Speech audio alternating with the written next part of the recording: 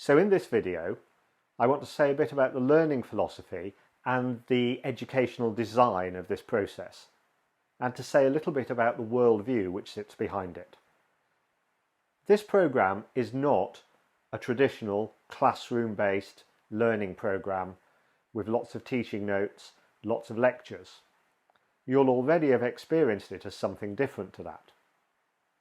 Instead, we aspire to create a community of inquiry where everybody in the room, everybody on the program, works as participants together, helping each other to inquire into their actions, into their experiments, and to learn from them together as a real-life process of experiment and exploration. We want to create a collaborative community in which insights, experiments, and experiences are created together, shared, and in which there is mutual learning. So our Alchemist community is emergent in the sense that it changes over time, and we expect it to change. The community when we start and the community when we finish the program won't be the same. It's intended to be porous, not exclusive, and certainly not excluding. So it embraces all of us working together, the leaders who participate in the program, the designers, the faculty, our visiting speakers, researchers who may come in to share their work, the PAG leaders, all of us together in the community. And the community also includes alumni from the previous programs, and perhaps from Alchemist experiences elsewhere. In other words, it's a community that includes people with similar interests and challenges to our own, and the community itself is part of the power of the work. The community becomes a live laboratory for the work we're doing together. And in some ways, the work we do together is to create a community as a social movement, a force that changes the leadership and organisational agenda around us. So our intention here is to give you an invitation to really throw yourself into creating this learning community. Come to it as an active participant. The more you put in, the more you'll get out. And we really look forward to being part of this learning journey with you. We've got some guidelines for what will make the community work really well. We revisit these guidelines with every group and ask each group to add to them. But we notice that some things come up again and again. Really bringing ourselves into the process is important. The more we put in, the more we get out. There's something about really turning up as individuals, sharing our work, but also sharing ourselves and our vulnerability so that learning happens. There's a huge focus on action and taking ideas into practice. We're using action research as a methodology. The action part really matters. And then we bring our stories back into the group. So we tell each other how the action is going, and we learn from what happened that was unexpected, what happens that was expected, what was easy, what was hard, and what we learn from that. And we hold each other accountable for both doing the actions and learning from them. All the way through, we all keep our attention on both our journey and on its practical effectiveness, and we help each other to do the same, which means we need the right balance throughout of honesty, support and challenge. It isn't about being hypercritical all the time and endlessly challenging. It's also about supporting, but equally it's not the other way round. We have to be bold enough to get out of our comfort zone and make it safe enough that we can all work honestly with each other. And this takes work in the group to create the right, safe and confidential space in which we all feel confident to do this. Of course, we as group facilitators will play our part. We'll try to encourage the group to do this every time we're with you, but we can't do it for you. And so there's something about the group also stepping in to make these guidelines work for you, for this group. This becomes even more important in the PAGs, and the PAG leaders will talk more about this in your first PAG meeting and will remind you about it each time the PAG meets. So now I want to say something about why we come to this approach. Because The Alchemist does have a learning philosophy, and it's a learning philosophy that sits alongside a view of the world. We don't come to this work neutral. We are biased, and we want to be really open with you about the bias we bring. You see, we see the world in certain ways. We see the world as complex. That is, it consists of many systems within systems. The systems relate to each other sometimes in strange ways. We can only see them in part, and we never see the whole of the system.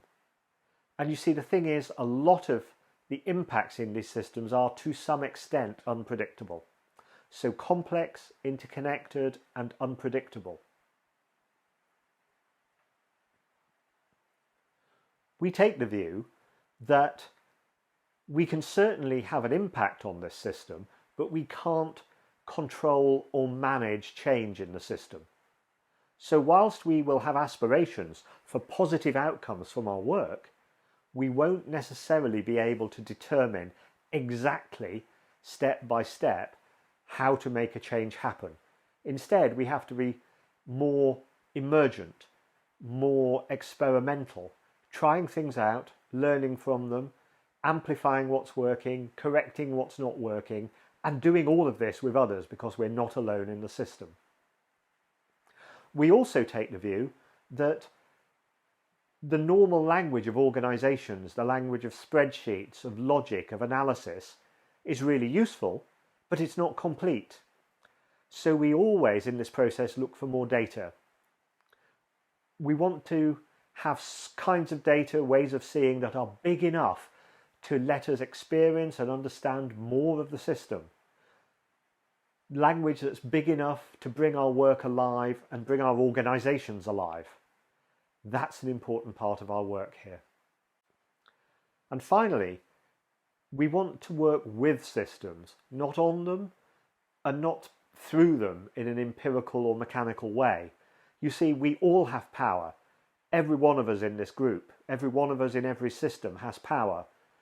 But none of us have unchallenged power. None of us have total power.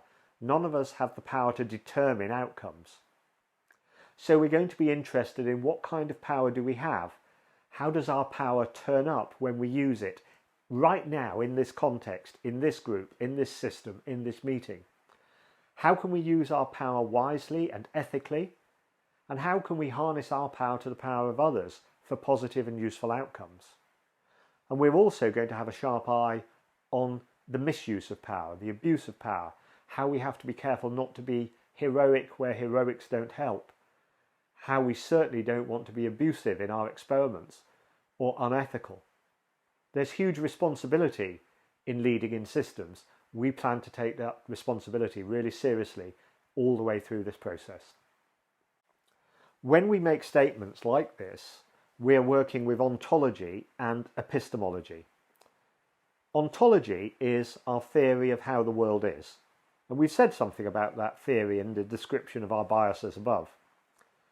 Epistemology is the theory of how we find stuff out, how we find out about the world and how we know about our impacts.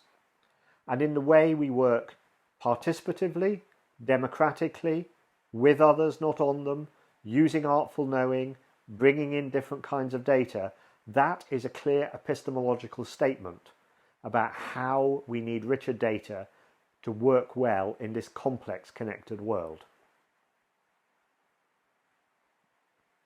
If you're interested in further reading, we can recommend an article in some ways to which The Alchemist is a response.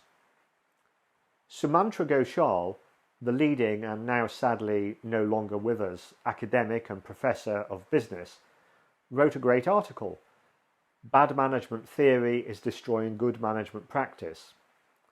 It's not an easy read, but we've provided a link to those of you who'd like to follow it up. But in short, he argued that by reducing management to a form of pseudo-physics, trying to make everything empirical and mathematical, by doing this, management schools had assumed away some of the most difficult and important issues in leadership. including large elements of ethics and judgment. And he called for a different kind of management development, a different kind of leadership training, in which leaders gave up the search for the kind of answers you get in physics, that kind of certainty, and addressed instead the need for practical ways of knowing that addressed the fog of leading in today's organisations with the kind of challenges we face. You see, in our view, that's exactly what action research and action inquiry does. It provides a really robust, rigorous way of leading minute to minute, finding practical ways of dealing with the biggest challenges we face so that we can get better outcomes.